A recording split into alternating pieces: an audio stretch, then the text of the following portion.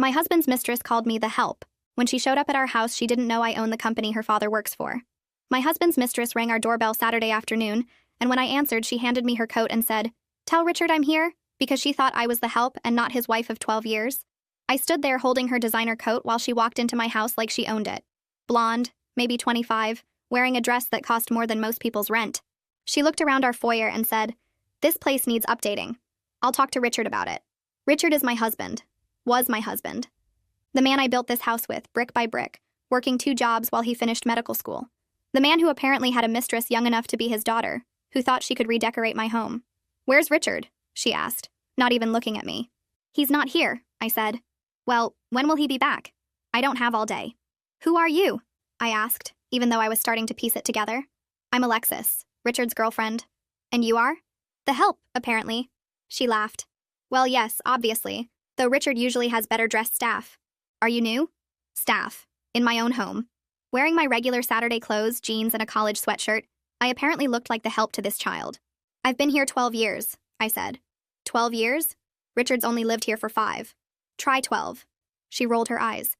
The help always exaggerates their tenure. "Just tell Richard I'm here. I'll be in the living room." She walked into my living room, sat on my couch, put her feet up on my coffee table. The coffee table Richard and I bought at an estate sale our first year of marriage. We finished it together in the garage. "Could you bring me some water?" she called out. "With lemon, not too much ice." I brought her water. "No lemon. Too much ice." She sighed like I'd personally offended her. "Is Richard training you?" "This is not how he likes things done." "How does Richard like things done?" "Properly, efficiently, with respect for his guests." "Are you a frequent guest?" "I'm here every Tuesday and Thursday when his wife is at work. Sometimes Saturdays if she's at her book club." "I don't have a book club. Haven't worked Tuesdays or Thursdays in 2 months since I changed my schedule." Richard didn't know about the change. "You seem to know a lot about his wife," I said. She laughed. "I know enough. Older, let herself go, boring. Richard's only with her for the convenience. Cheaper to keep her than divorce her, he says." "He says that?" "All the time. She trapped him young before he knew better. Now he's stuck with some frumpy woman who probably doesn't even know what Botox is." I touched my face unconsciously. 37 years old. Some lines, sure. But frumpy? "Richard deserves better," she continued. "Someone young, beautiful, who understands his needs. Not some housewife who probably thinks missionary is adventurous." "Maybe she works," I suggested. "Oh, please. Richard says she has some little job at a company. Probably a receptionist or something. Nothing important. My little job. Running the company I founded 8 years ago. The one with 200 employees. The one that pays for this house, Richard's car, his practice that's been hemorrhaging money for 3 years. Richard's practice must do well," I said. She snorted. "Between us? It's struggling. But that's what happens when you're too nice. He needs a woman who can push him to be ruthless. That wife of his probably encourages his soft side. Maybe she pays the bills while he figures things out. With her little salary? Please. Richard's the man. He provides." I went to the kitchen, pulled out my phone. Richard was at his golf club. Saturday routine, never changed. I texted him to come home immediately. Emergency with the house. He texted back that he was in the middle of a game. I texted that the ceiling in his office had collapsed. He'd be home in 15 minutes. I went back to Alexis. "Richard's on his way." Finally. I've been waiting to surprise him. "We're going to Cabo next week. I booked the villa and everything. Cabo's nice. Expensive. Richard's paying, obviously. He always pays. That's what real men do." "How long have you two been together?" 6 months. Best 6 months of my life. He buys me everything I want. Takes me to the best restaurants. Nada. Did you know he spent $8,000 on my birthday necklace? I did know, because I saw the credit card statement, from our joint account, that I fill with my little salary. "That's generous," I said. "He's very generous. With the right woman. His wife probably gets grocery store flowers and dinner at chain restaurants. Probably." Richard's car pulled up. He walked in looking panicked about his office ceiling. Saw Alexis first. His face went white. Then he saw me. Went whiter. "Richard!" Alexis jumped up. "Surprise! I came to see you." "Alexis, what are you doing here?" "Visiting you, silly. Your help let me in. Though she's not very good. You might want to replace her." "My help?" He looked at me. I smiled. I kept my smile steady while watching Richard's face shift through at least 5 different expressions in about 3 seconds. His mouth opened like he wanted to say something, then closed again when nothing came out. He looked at Alexis, then back at me, then at Alexis again, and I could actually see his brain working overtime trying to figure out which lie might save him. His hand came up to loosen his tie, even though it wasn't tight, and he took this weird half-step backward like his body wanted to run, but his legs wouldn't cooperate. Alexis was still standing there with this big smile on her face, completely missing the panic radiating off Richard like heat waves off asphalt in summer. She started to move toward him for a hug or something, but then she caught his expression and stopped mid-step. Her smile faltered just a little bit, and she glanced over at me with this confused look, like she was trying to figure out why Richard wasn't happy to see her. I watched her eyes move down to my left hand where my wedding ring sat, the same ring Richard put on my finger 12 years ago when we got married in that little courthouse ceremony, because we were too broke for anything bigger. The ring caught the light from the window, and I saw Alexis stare at it for a solid 3 seconds, before her brain started making connections. She looked back at Richard, then at me again, and her face went through this slow-motion realization that would have been funny if it wasn't happening in my living room. Richard finally found his voice, and it came out all scratchy and weird. He said I was his business manager, that I handled the house finances and helped with paperwork, and he was talking really fast, like speed would make the lie more believable. Alexis looked relieved for maybe 3 seconds, her shoulders relaxing and that confident smile starting to come back. I held up my left hand so the ring was right in her line of sight, and said very clearly that I was his wife of 12 years, the one she'd been talking about for the past 20 minutes while I brought her water with too much ice. The color drained out of Alexis's face so fast I thought she might actually pass out right there on my hardwood floors. Her eyes went huge and her mouth opened into this perfect O shape, and she literally stumbled backward until she hit the doorframe between the foyer and living room. She grabbed onto the frame with one hand to keep from falling, and her designer purse slid off her shoulder and hit the floor with this expensive-sounding thunk that echoed in the sudden silence. I could see her trying to process what I'd just said, her eyes darting between my face and my ring and Richard's guilty expression. Her breathing got faster and her free hand came up to her throat like she couldn't get enough air. Richard started to move toward her, but I held up my hand and told them both to sit down in the living room because we were going to have a conversation like adults. My voice came out calm and steady even though my heart was beating, so hard I could feel it in my ears.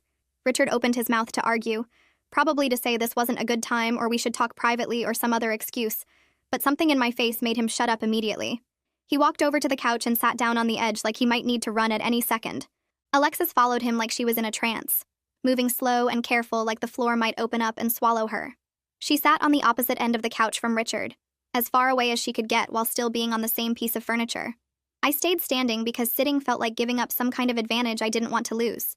I looked at Alexis and told her to tell me everything about her relationship with Richard, and she immediately turned to look at him like he could give her permission or tell her what to say. Richard was staring down at his hands in his lap, picking at his thumbnail the way he does when he's nervous. Alexis's mouth opened and closed a few times before any sound came out, and when she finally started talking, her voice was shaky and small. She said they'd been together for 6 months, that they met at some hospital fundraiser where Richard was trying to drum up referrals for his practice. She said Richard told her he was unhappily married to someone who didn't understand him, who was boring and old and didn't appreciate what a good man he was. Her voice got even quieter when she said that last part, like she was starting to realize how stupid it sounded now. Richard tried to interrupt with some apology or excuse, his head coming up and his mouth opening, but I cut him off before he could get a word out. I asked Alexis about the money, about all the things Richard bought her, and I kept my voice steady and calm like I was asking about the weather. Alexis listed everything in this small, scared voice that was nothing like the confident tone she'd used when she thought I was the help. She talked about dinners at restaurants I'd never even heard of, places downtown with names in French or Italian that probably cost more per meal than most people spend on groceries in a week. She mentioned the $8,000 necklace for her birthday, shopping trips where Richard bought her shoes and purses and clothes, weekend trips to beach resorts a few hours away. Then she said the Cabo trip she'd booked, a villa that cost $12,000 for the week, and Richard had told her not to worry about the cost because he wanted to treat her right. Her voice cracked on that last part, and I saw tears starting to form in her eyes. I pulled out my phone and opened our banking app, pulling up the credit card statements I'd been looking at for the past month trying to figure out where all our money was going. I held the phone out so they could both see the screen and I scrolled through the charges, highlighting each one with my finger. Dinner at some place called Le Bernardin, $470. Jewelry purchase at Tiffany, $8,200. Hotel room at the Ritz, $600 for one night. Alexis went pale again as she watched me scroll through charge after charge, and I could see her doing math in her head, adding up all the money Richard had spent on her over 6 months. She turned to Richard and asked if this was true, if he'd really been spending his wife's money on her, and her voice cracked hard on the last word like it was physically painful to say. Richard tried to explain that it was complicated, that his practice had been having some rough years, and he was going to pay it all back once things turned around. I interrupted him before he could finish and said his practice had lost money for 3 straight years running, that I'd been covering the losses out of my salary while he pretended to be some successful doctor who could afford a mistress. Alexis's hand came up to her mouth and she made this small sound like she might be sick. I told her that I'd been covering Richard's practice losses, his car payment, this mortgage, basically everything in our lives while he was playing sugar daddy with my income. I said every gift he gave her, every dinner, every hotel room, every single thing came from money I earned at my company, the little job she'd made fun of earlier. Alexis looked like she might actually throw up right there on my couch, and honestly, I didn't blame her because her whole fantasy about Richard being this generous, successful man who could take care of her had just shattered into a million pieces. Richard was still staring at his hands, and I noticed his face had gone red, not from embarrassment but from anger, like he was mad that I was telling Alexis the truth about our finances. Alexis started crying for real now. Not pretty tears, but ugly sobs that made her mascara run down her face in black streaks. Alexis wiped at her face with the back of her hand and smeared black makeup across her cheek. She looked at Richard, and then at me, and something seemed to click in her brain because she suddenly sat up straighter on the couch. She asked Richard about her father and said he promised to help with her dad's career advancement. Richard's face got even redder, and he shifted in his chair but didn't say anything. I asked what her father's name was, and Alexis said Knox Mercado without looking at me. My stomach dropped hard because I knew exactly who Knox Mercado was. He worked in my company's operations department and had been there for 4 years doing decent work, but nothing that stood out as special or promotion-worthy. I turned to Richard and asked if he really promised to influence Knox's career at my company. Richard stared at the floor, and his silence told me everything I needed to know. He'd been making promises about my company to his mistress, without even talking to me about it. Alexis started crying harder now, and these weren't the delicate tears from before, but real ugly sobs that made her whole body shake. She called Richard pathetic, and asked how much of what he told her was actually true. Richard just sat there looking at his hands like they might have answers written on them.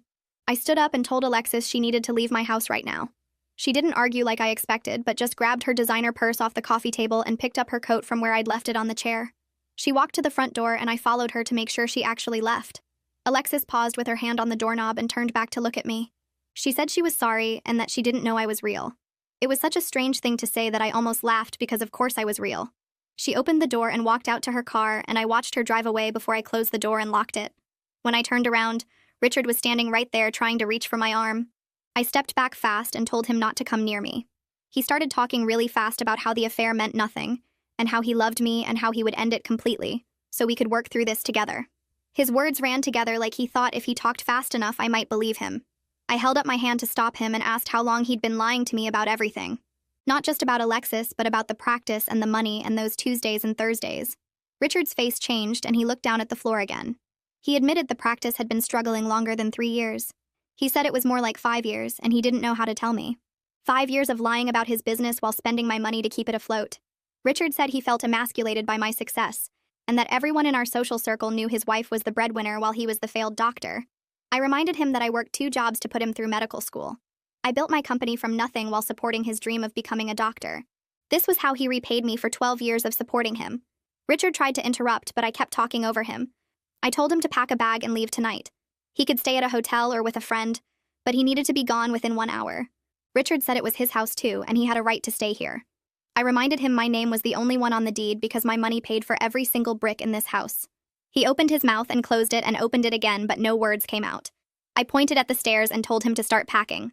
Richard walked upstairs, and I heard his footsteps on the floor above me. I went to the kitchen and pulled out a bottle of wine from the rack. I poured myself a large glass and sat at the kitchen table trying to process that my 12-year marriage just fell apart in my living room. The house was quiet, except for Richard moving around upstairs, opening drawers and closet doors. I wondered how I missed all the signs, or if I just didn't want to see them, because seeing them would mean admitting my marriage was a lie. I heard Richard's footsteps coming down the stairs, and he appeared in the kitchen doorway with a suitcase in his hand. He set it down and tried one more time to apologize. He said he would do anything to fix this and make it right. I took a drink of my wine and told him the only thing he could do right now was leave and give me space to think. I said we would talk through lawyers from now on, and he shouldn't contact me directly. Richard picked up his suitcase and walked to the front door. I heard it open and close, and then his car started in the driveway. The engine sound faded as he drove away, and I sat alone in my kitchen with my wine. The glass felt heavy in my hand, and I set it down on the table because my fingers were shaking. The house was so quiet I could hear the refrigerator humming in the corner and the clock ticking on the wall. I sat there for maybe 10 minutes just staring at nothing before the tears started. Not the pretty crying you see in movies, but the ugly kind where your face gets red and your nose runs and you can't catch your breath. I cried for every lie Richard told me over 12 years. I cried for working 2 jobs while he went to medical school and thinking we were building something together. I cried for every time I covered his practice losses and believed him when he said things would get better. I cried for being so stupid that I didn't see what was happening in my own house on Tuesdays and Thursdays. The worst part was knowing he stayed with me because leaving would cost him money, not because he loved me or even liked me. I was just convenient, a bank account with a heartbeat. I sat at that kitchen table until almost midnight crying and drinking wine until the bottle was empty and my eyes were so swollen I could barely see. The next morning my head hurt and my face looked terrible in the bathroom mirror. I splashed cold water on my eyes and tried to make myself look normal, but there was no hiding that I'd spent half the night crying. I made coffee and sat at the kitchen table again, this moment staring at my phone.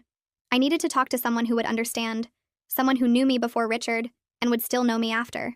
I called Geeta at 7 in the morning even though it was Sunday. She answered on the second ring and I started crying again just hearing her voice.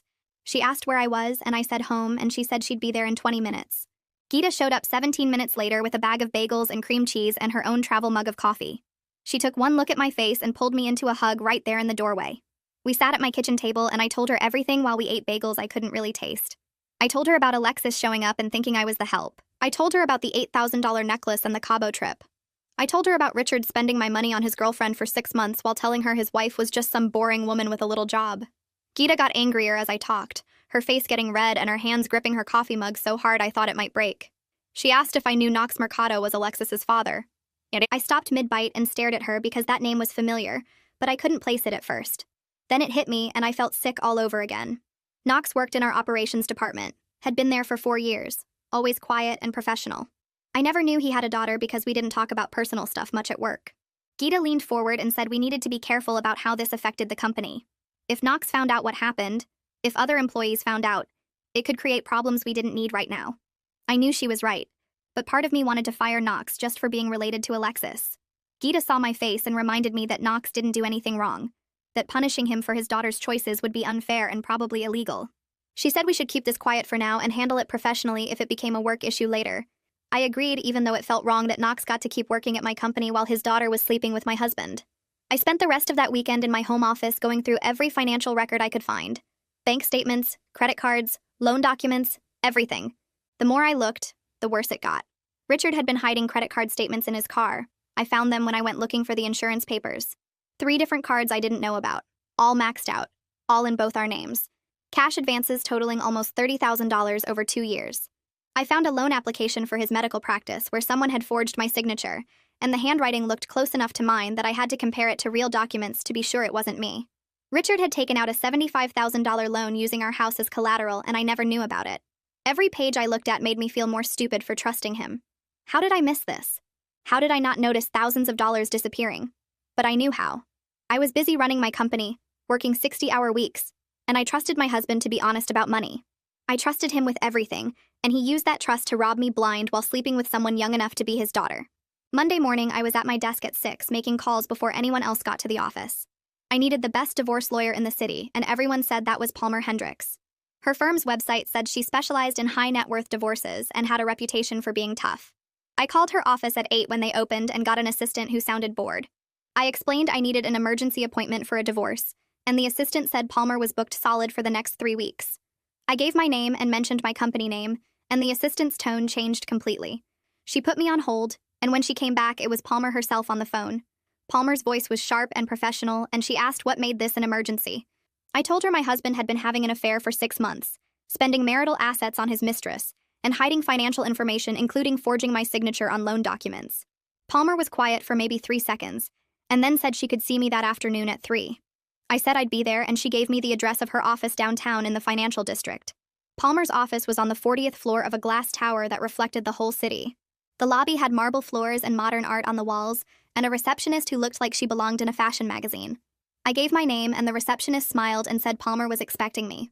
She led me down a hallway with floor-to-ceiling windows and into a corner office that had views of the river and the skyline. Palmer stood up from behind a huge desk made of dark wood and shook my hand. She was maybe 50 with sharp gray eyes and a black suit that probably cost more than my car payment. Her handshake was firm, and she gestured for me to sit in one of the leather chairs across from her desk. She had a legal pad ready and a pen in her hand, and she looked at me like she could see right through any lies I might tell. I liked her immediately. Palmer asked me to tell her everything from the beginning, and she didn't interrupt once while I talked. She just took notes on her legal pad, her pen moving fast across the paper, and her face stayed neutral even when I got to the parts about the money. I pulled out the folder I'd brought with all the financial records I'd found over the weekend. Credit card statements showing charges at expensive restaurants and jewelry stores, bank statements showing cash advances, the loan application with the forged signature. Palmer went through each page carefully, sometimes making notes, sometimes taking photos with her phone. When she finished, she looked up at me and said, "Richard's spending of marital money on an affair was called wasting marital assets, and it would help my case a lot in divorce court." She explained that judges didn't like it when one spouse used shared money to fund an affair, especially when the amounts were this large. Palmer said we could probably get me a bigger share of everything because Richard had wasted so much of our money on Alexis. I felt something loosen in my chest hearing that. Like maybe I wasn't completely powerless in this situation after all. Palmer asked about my company and whether Richard had any ownership in it. I explained I'd founded the company 8 years ago before we got married, and I'd kept it completely separate. Richard's name wasn't on any company documents. He had no equity, no ownership stake, nothing. Palmer actually smiled for the first time and said that was very smart of me. She explained that in many divorces, the biggest fights were over business assets. But since I'd kept my company separate and started it before marriage, Richard had no claim to it at all. I felt relief wash over me because my company was everything I'd built, and the idea of Richard getting any part of it made me want to throw up. Palmer made a note on her legal pad and said we'd make sure the divorce papers were very clear that the company was mine alone, and Richard had zero rights to it. We talked about Richard's medical practice next, and Palmer's face got serious again. She explained that even though the practice was in Richard's name, any debts he took on during our marriage were probably marital debts. That meant I might be responsible for half of whatever money his practice owed, even in a divorce. I felt my stomach drop because I knew his practice was drowning in debt. Over $100,000 easy, maybe more. Palmer saw my face and said we'd need to look at all the practice financials to see exactly what we were dealing with. She said there might be ways to argue that Richard's mismanagement of his practice was his own fault, and I shouldn't have to pay for it. But it would depend on what the numbers showed. I sat there feeling sick, thinking about being stuck with $50,000 or more of Richard's business debts on top of everything else he'd done to me.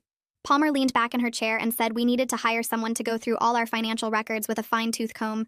She called it a forensic accountant, someone who specialized in finding hidden money and tracking where every dollar went. Palmer said she knew someone excellent who could start right away and would be able to testify in court if we needed them to.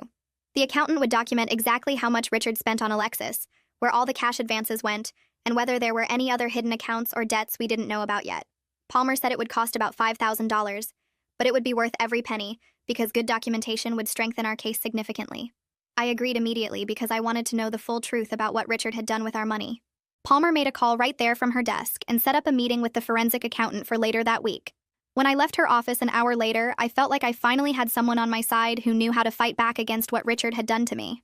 Before I left Palmer's office, I asked her about Knox Mercado and whether having Alexis's father working at my company created legal problems for me. Palmer set down her pen and thought for a moment before saying it was complicated, but probably not something anyone could sue me over.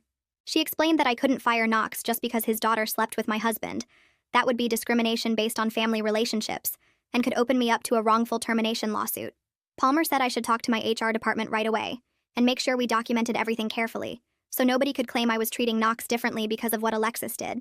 I thanked her and left feeling like every part of my life was turning into a legal minefield where one wrong step could blow up in my face. Back at my office the next morning, I scheduled a private meeting with Corey Brandt, our head of HR.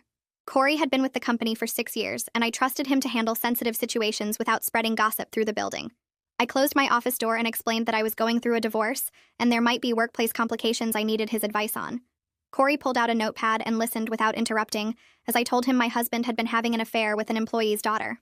I didn't use names at first, just laid out the basic situation, and asked what I needed to do to protect both myself and the company. Corey's face stayed professional, but I could see sympathy in his eyes as he said we needed to be extremely careful about how we handled the employee's status. He explained that we couldn't punish someone for their family member's actions. That would be discrimination, and could result in a lawsuit the company would probably lose. Corey said the best approach was to document everything and treat the employee exactly like we would treat anyone else, addressing only actual performance issues if they came up. I took a breath and told Corey the employee was Knox Mercado in operations. Corey nodded and pulled up Knox's personnel file on his laptop, scrolling through performance reviews and attendance records. After a few minutes, he looked up and said, Knox had been a solid employee for 4 years with no disciplinary issues and consistently good performance ratings. Corey explained that this actually made the situation harder because I couldn't justify firing Knox or moving him to a different position without a legitimate business reason. If I did anything that looked like retaliation for his daughter's affair with my husband, Knox could sue both me personally and the company. I felt frustrated because part of me wanted Knox gone so I wouldn't have to see him every day and be reminded of what his daughter did. But I understood Corey was right about the legal risks. Corey closed Knox's file and said we should document this conversation and create a plan for how to handle any issues that might come up. He suggested we treat Knox exactly as we would any other employee, evaluating him only on his work performance and behavior at the office. If Knox's performance suffered, or if he created problems because of the situation with Alexis and Richard, we would address those issues through normal HR channels with everything documented. Corey said we couldn't preemptively punish Knox for something his adult daughter chose to do, even though I had every right to be angry about the whole situation. I agreed with Corey's approach even though it felt unsatisfying, and he made notes about our meeting for the HR file in case we ever needed to prove we handled everything properly. That evening, I was sitting at home going through more financial records when my phone buzzed with a text from Richard. He asked if we could talk because he wanted to explain everything and try to work things out. I stared at the message for a long moment before remembering Palmer's instruction that all communication should go through her office now. I forwarded Richard's text to Palmer without responding to him and let her handle whatever he wanted to say. Palmer texted back 20 minutes later saying she would contact Richard's lawyer and remind him that direct communication with me was not appropriate during divorce proceedings. The forensic accountant Palmer recommended showed up at my house 2 days later carrying a briefcase and wearing glasses that made her look like a librarian. Her name was listed on her business card, but Palmer had warned me she had the personality of a detective and wouldn't stop digging until she found everything. I showed her to Richard's home office and gave her access to all our financial records, bank statements, credit card bills, and tax returns from the past 5 years. She sat up at Richard's desk with her laptop and calculator and got to work while I tried to focus on my own work in another room. 6 hours later, she called me back into the office and showed me what she had found. The accountant had discovered things even I had missed during my own review. Small cash withdrawals that added up to thousands of dollars, mysterious transfers to accounts I didn't know existed, and a pattern of spending that clearly showed Richard had been planning and funding his affair for longer than 6 months. She had spreadsheets color-coded by category showing exactly where every dollar went, and the total amount Richard spent on Alexis was even higher than I thought. Wednesday afternoon, my assistant told me Knox Mercado had requested a meeting through proper channels. I asked Corey to sit in as the HR representative, and we met in one of the small conference rooms instead of my office. Knox walked in looking uncomfortable in a dress shirt and tie, more formal than his usual work clothes. He sat down across from us and thanked me for taking the time to meet with him. Knox said he wanted to address something directly, and asked if his daughter's involvement with my husband would affect his position at the company. I could see him gripping the edge of the table, and his face was tight with stress as he waited for my answer. I told Knox honestly that what happened between Richard, Alexis, and me was a personal matter separate from his employment. I explained that his job performance was what mattered at this company, and as long as he continued doing good work, his position was secure. Knox's shoulders dropped with visible relief, and he thanked me for being professional about the situation. Then his face changed, and he said Alexis had told him everything about what happened at my house, how she thought I was the help and said terrible things about me. Knox said he was horrified by his daughter's behavior and ashamed that he raised someone who could treat another person that way. Knox looked down at his hands and said he tried to raise Alexis better than this, that her mother died when she was only 8 years old, and maybe he spoiled her too much trying to make up for losing her mom. He said he gave Alexis everything she asked for because he felt guilty about her growing up without a mother, and now he could see that he created a spoiled young woman who thought she could take whatever she wanted without caring who she hurt. I felt an unexpected flash of sympathy for Knox sitting there talking about his dead wife and his regrets about raising his daughter. But I kept my professional mask in place and told him again that his position at the company was secure, that I appreciated him coming to talk to me directly, and that we should all just focus on moving forward. Knox thanked me one more time and left the conference room, and Corey made notes about the meeting for the HR file. That night, Richard started calling me from different phone numbers after I blocked his cell. I didn't answer any of the calls, but he left voicemails that I listened to later. The messages cycled between apologetic and angry, with Richard begging me to talk to him in one voicemail and then accusing me of overreacting and trying to destroy his life in the next. I saved every voicemail like Palmer told me to and forwarded them all to her email. The next morning, Palmer called and said she was sending Richard's lawyer a formal cease and desist letter, telling him to stop contacting me directly. She said if Richard kept calling after receiving the letter, we could use it as evidence of harassment, and it would only make him look worse when we got to court. 2 weeks later, the forensic accountant came back to Palmer's office with her full report, and I sat across from her while she walked me through every single transaction. She had spreadsheets color-coded by category, and the red sections for Alexis' spending covered 3 full pages. $60,000 in 6 months broken down into dinners at restaurants I'd never heard of, jewelry purchases, designer clothing stores, a weekend trip to Miami, and the $12,000 Cabo villa Richard prepaid in full. The accountant showed me receipts for $800 dinners where Richard ordered bottles of wine that cost more than our monthly grocery budget. She found charges at luxury hotels in our own city, places Richard told me he was attending medical conferences when really he was spending my money on hotel rooms 20 minutes from our house. The accountant's voice stayed professional and calm, while she destroyed my marriage with numbers and dates and credit card statements. Palmer took notes and asked questions about specific transactions, building her case piece by piece. When we finished, Palmer said this level of dissipation would play very well in court, that judges didn't look kindly on spouses who spent marital assets on affairs. She filed the divorce papers that afternoon, citing adultery and dissipation of marital assets as grounds. Richard got served at his medical practice 3 days later during business hours. Palmer arranged it that way on purpose, said he deserved the public humiliation after what he did. His receptionist called my cell phone by mistake, thinking I still handled Richard's business matters, and told me a process server showed up during patient hours and handed Richard papers in front of his whole staff. 20 minutes after he got served, Palmer's office phone rang, and her assistant said Richard was on the line screaming. Palmer put him on speaker so I could hear, and his voice came through angry and desperate, yelling about how I was humiliating him publicly and destroying his reputation. Palmer waited until he ran out of breath and then said very calmly that this is what happens when you spend your wife's money on your mistress. Richard tried to argue, but Palmer cut him off and told him all future communication needed to go through his attorney. Then she hung up while he was still talking. I felt nothing listening to him rage, just a kind of tired satisfaction that he was finally facing real consequences. His lawyer contacted Palmer the next week, proposing mediation to avoid a messy court battle. Palmer called me at the office and laid out the options, said we had a very strong case, but litigation would be expensive and emotionally draining. She explained that mediation might get us to a settlement faster and save us both money and legal fees, though she was happy to take Richard apart in court if that's what I wanted. I thought about sitting through a trial, having our whole marriage picked apart in public, listening to Richard's excuses in front of a judge. The idea made me exhausted before it even started. I told Palmer I'd try one mediation session, and if it didn't work, we'd go to court. She said that was smart, that we could always litigate later if Richard wasn't reasonable. The mediation happened 2 weeks later in a conference room at a neutral office building downtown. Palmer and I arrived first and set up our materials on one side of the long table. Richard showed up 10 minutes late with his lawyer, and when he walked in, I barely recognized him. He hadn't shaved in days. His suit was wrinkled like he slept in it, and he had dark circles under his eyes that made him look 10 years older. His lawyer was a younger guy who kept glancing nervously at Palmer like he knew he was outmatched. We all sat down, and I looked at Richard across the table and felt nothing but bone-deep exhaustion.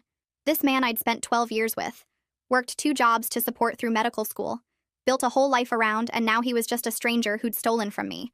The mediator was a woman in her 50s who explained the ground rules and asked us each to share our perspective on the marriage and divorce. Richard went first, and I watched him try to make himself the victim.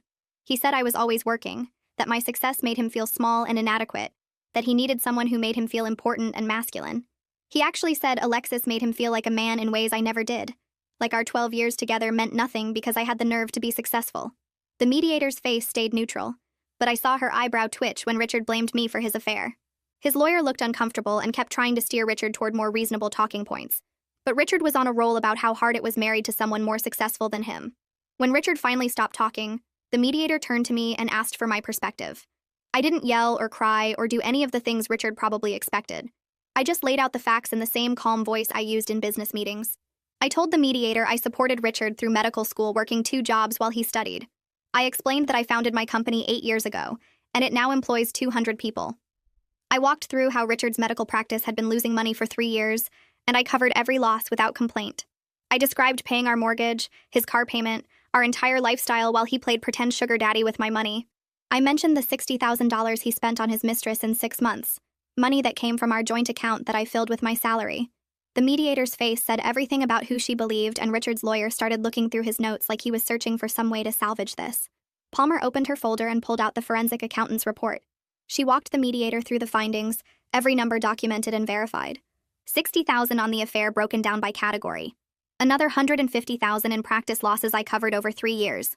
The house, both cars, our savings, all funded primarily by my income.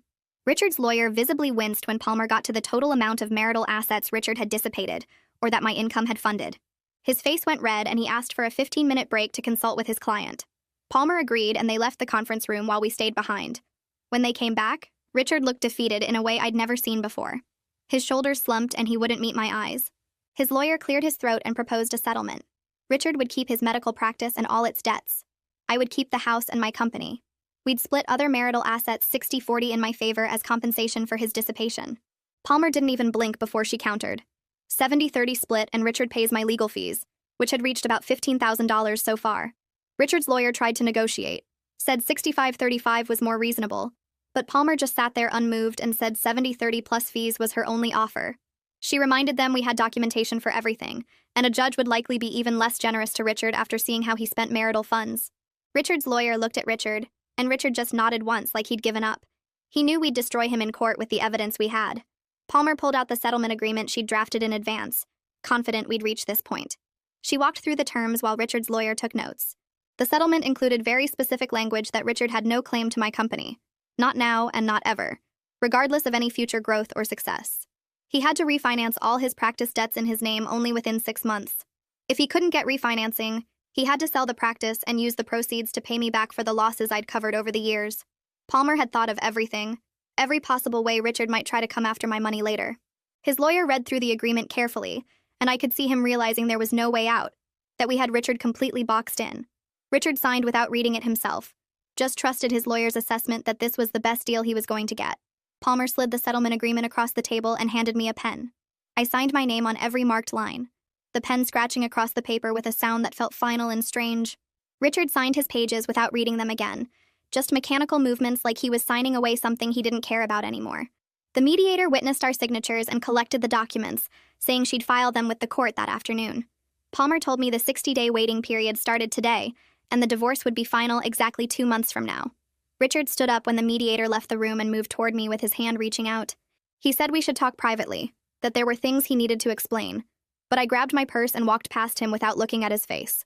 Palmer followed me out, and I heard Richard calling my name behind us, but I kept walking down the hallway to the elevator. The building lobby felt too bright after the dark conference room, and I stood outside on the sidewalk taking deep breaths of cold air. Palmer squeezed my shoulder and said I did well in there, that the settlement was fair and protected my interests completely. I drove back to the office because going home felt impossible, and I needed to be somewhere that made sense. Geeta was in her office when I got back, and she took one look at my face and closed her door. I sat in the chair across from her desk and told her everything about the settlement, the 70-30 split, Richard keeping his failing practice, me keeping the house and company. She said it was a good outcome, that Richard got what he deserved. But then she leaned forward and said, I seemed too calm about everything. She told me I was acting like I'd just closed a business deal instead of ended my marriage, and she was worried I was holding everything inside. I said I was fine, that I just wanted it over with, but Geeta shook her head and said she knew me better than that. I changed the subject to work stuff, and she let me, but I could see the concern in her eyes. That night, I went home to the empty house and stood in the kitchen staring at nothing. The settlement papers were in my bag, and my wedding ring was still on my finger, and I realized I'd been married for 12 years to someone I never really knew. I walked upstairs to our bedroom, sat on the edge of the bed, and finally let myself cry. Not quiet tears, but loud, ugly sobbing that came from somewhere deep in my chest. I cried for the 25-year-old girl who worked 2 jobs to put her husband through medical school. I cried for every time I covered his practice losses without complaining. I cried for the future I thought we'd have, kids and retirement and growing old together. I cried for the person I thought Richard was, the man I married who apparently never existed at all. I cried until my throat hurt and my eyes were swollen and I had no tears left, and then I lay down on the bed still wearing my work clothes and stared at the ceiling until I fell asleep. The next few weeks felt strange and disconnected, like I was living in some in-between place. Technically, I was still married, but Richard was gone and the house was mine alone. I couldn't make myself care about redecorating or changing anything because it all felt temporary, like I was waiting for something to start. I threw myself into work, getting to the office by 7 and staying until 8 or 9 at night. Geeta watched me with worried eyes but didn't push. The empty house was easier to handle when I was too tired to think about it. Knox came into my office one Tuesday with quarterly reports, and he was professional and thorough, like always. After he left, Corey stopped by and closed my door. He said Knox had been seeing a therapist to deal with guilt about what Alexis did, that Knox blamed himself for raising a daughter who could hurt someone that way. Corey said Knox never mentioned it at work and kept his head down, but the therapy was helping him process everything. I felt surprised respect for Knox, that he was taking responsibility for his part, even though Alexis was an adult who made her own choices. A few weeks later, Knox caught me in the hallway and asked if he could speak to me for a minute. He said carefully, like he was walking through a minefield, that Alexis had moved back home after Richard couldn't afford her apartment anymore. He told me his daughter was working with a therapist, and deeply regretted what she did, that she wanted to apologize someday if I'd be willing to hear it. I looked at Knox's tired face and saw a father who was hurting for his child's mistakes. I didn't respond to what he said about Alexis, because I wasn't ready for that conversation. Just nodded once and walked away. Knox didn't bring it up again. I heard through mutual friends that Richard's medical practice was struggling worse than ever without my money propping it up. Someone told me he was meeting with business brokers about selling the practice, that he might not have a choice if things didn't turn around soon. Part of me felt vindicated that the consequences were real and immediate. But mostly, I just felt sad that 12 years of marriage ended with him selling the dream I helped him build. That it all came down to money and lies, and a 25-year-old girl who thought she could have someone else's life. 8 weeks after we signed the settlement, Palmer called my cell while I was in a meeting. I stepped out to take it, and she said the court had processed everything, and the divorce was final as of that morning. I was officially single again at 37 years old. Palmer said the paperwork would arrive in a few days and I should call if I needed anything else. I thanked her and hung up and stood in the hallway trying to process that it was actually over. 12 years of marriage dissolved in 60 days of waiting. It felt surreal and anticlimactic. Like I should feel something bigger than this weird, empty relief. Gita insisted on taking me out to dinner that night to mark the occasion, though she agreed celebration wasn't the right word for it. We went to an expensive Italian place downtown, and she ordered a bottle of wine. When it arrived, she raised her glass and said, "Here's to new beginnings, to fresh starts, to remembering who you are without someone holding you back." I clinked my glass against hers and tried to feel optimistic about the future instead of just exhausted by the past. The food was good, and Gita made me laugh with stories about terrible first dates she'd been on, and for a few hours I almost felt normal. The next week I made an appointment with a therapist, because Gita was right that I was holding everything in. The therapist's office was in a quiet building with comfortable chairs and soft lighting. I sat on her couch and told her the whole story from the beginning. She listened without interrupting and then said something that hit me hard. She told me I'd been so invested in the life I built that I ignored obvious red flags about Richard, that I chose to believe his lies because admitting the truth meant admitting I'd wasted years on the wrong person. She said recognizing those patterns was the first step to making sure I didn't repeat them, that understanding why I made those choices would help me make better ones going forward. I left her office feeling raw and exposed, but also lighter somehow. Like maybe talking about it could actually help me move past it. 3 months passed after the divorce papers arrived, and I settled into a routine that felt more like mine than anything had in years. Knox sent me an email through the proper company channels, asking if he could meet with me, said it was personal, and he understood if I declined. I agreed because Knox had been nothing but professional since everything happened, and I met him in my office on a Thursday afternoon. He walked in looking nervous and apologetic, and then Alexis followed behind him. She looked completely different from the blonde woman who handed me her coat that Saturday.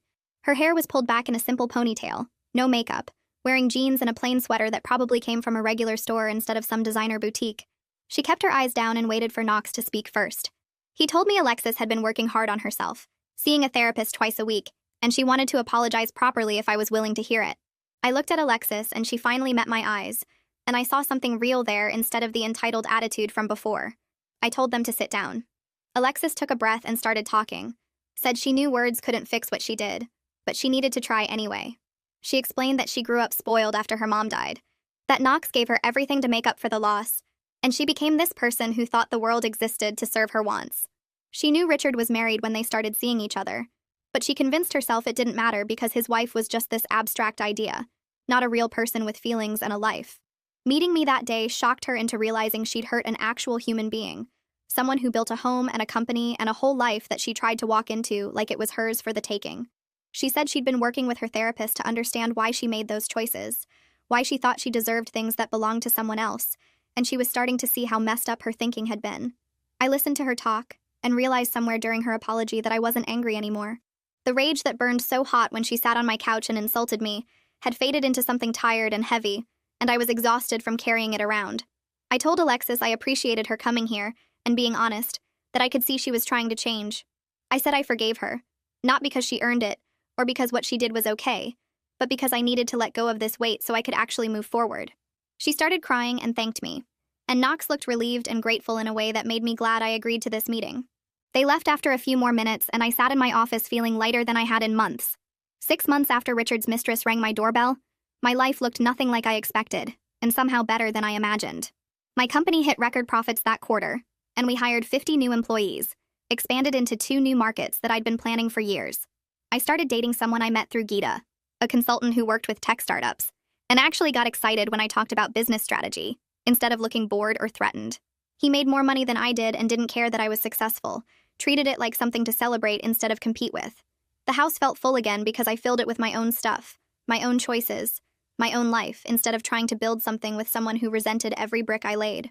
Some days I was actually grateful that Alexis showed up that Saturday afternoon in her designer dress and her attitude, because she freed me from a marriage that was slowly suffocating who I really am.